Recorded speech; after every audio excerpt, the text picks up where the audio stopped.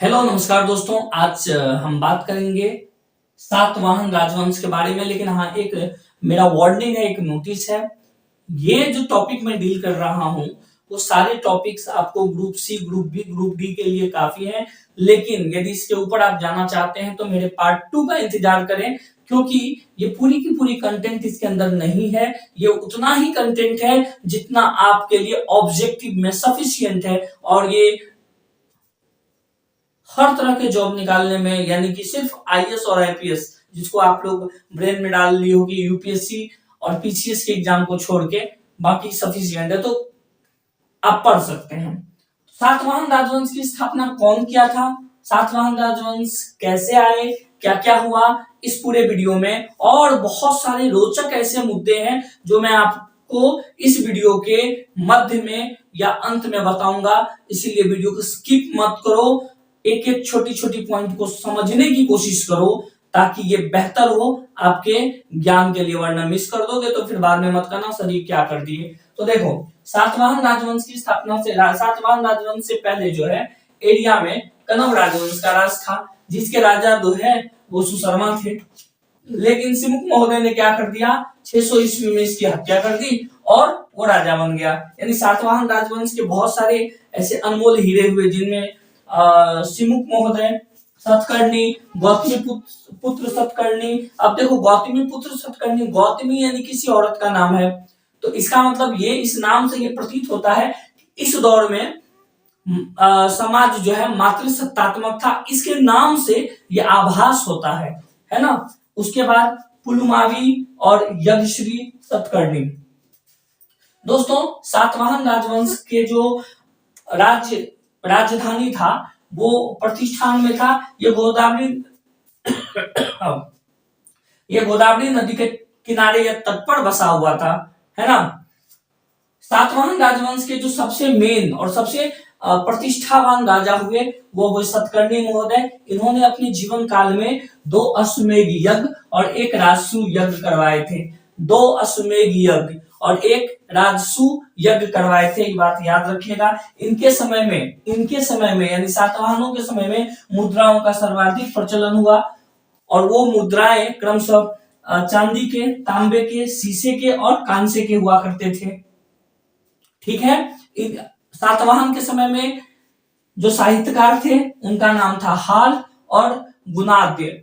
हाल साहब ने सबसे इंपॉर्टेंट बुक जिन्होंने लिखा था वो था गाथा सप्तऋषि, और गुणादय ने लिखा था बृहत कथा।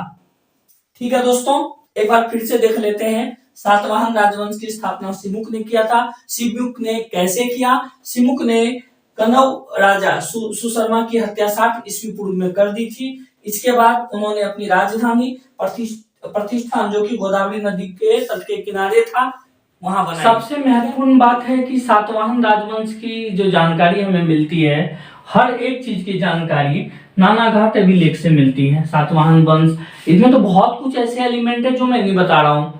मैं सिर्फ आपको group B, group C, group D के लिए तैयार कर रहा हूँ। क्या है ना कि अत्यधिक पढ़ लेना भी समस्या का घर होता है। कम समय में बेहतर तैयारी के लिए ये वीडियो देखें, लेकिन बहुत आपके पास समय नहीं है और आप बहुत ज्यादा जानकारी लेना चाहते हैं, तो फिर बेरोजगारी दर देख रहे हैं, और एक बेरोजगार आप हैं तो एक हम भी होंगे। इसीलिए कम में ज्यादा से ज्यादा तैयारी करने की कोशिश करेंगे। तो सातवाहन राजवंश की जो जानकारी होती है, सबसे ज्यादा जानकारी हमें नानाघाट अभिलेख से मिलती है। यहाँ पे सातवाहन राजा आए थे, वो ग्रामीण का जो प्रशासन होता था वो क्या है, ये ग्लेमिक लोगों को या ग्लेमिक को दे देता था। अब ग्लेमिक होता कौन था? ये वो सैनिक टुकड़ी होते थे जो पूरे गांव को प्रशासनिक तौर पे एक कहते हैं सुशासन जो है प्रदान करता था।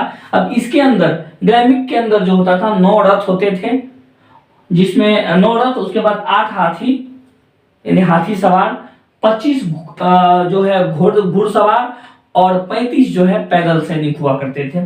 इस तरह ये ग्लेमिक का एक काफिला तैयार होता था। ठीक है। सबसे पहले सातवाहन राजवंश ही हुए जो ब्राह्मणों को जो है भूमि दान दिया।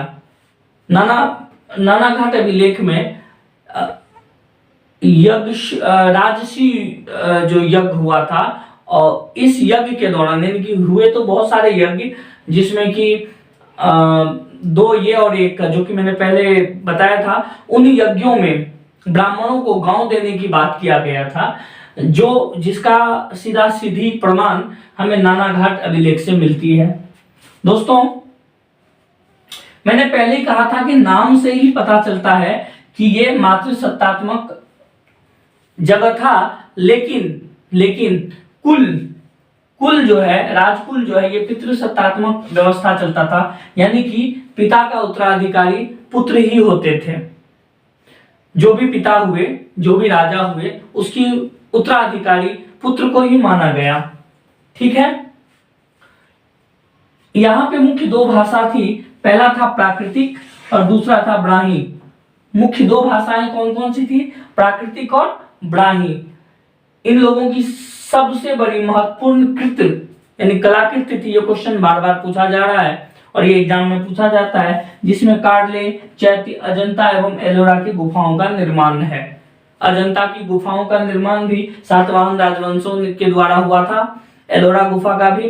तो इत्यादि ये सारे जितने भी ऊपर से अभी तक मैंने ऑब्जेक्टिव बताए, ये क्वेश्चन आपके लिए सफिशिएंट है group B, group C, group D के एग्जाम के लिए। तो जाएं, तैयारी करें, मेरा शुभकामना आपके साथ हो। यदि किसी तरह की कोई समस्या होगी तो खुद लपटें। धन्यवाद।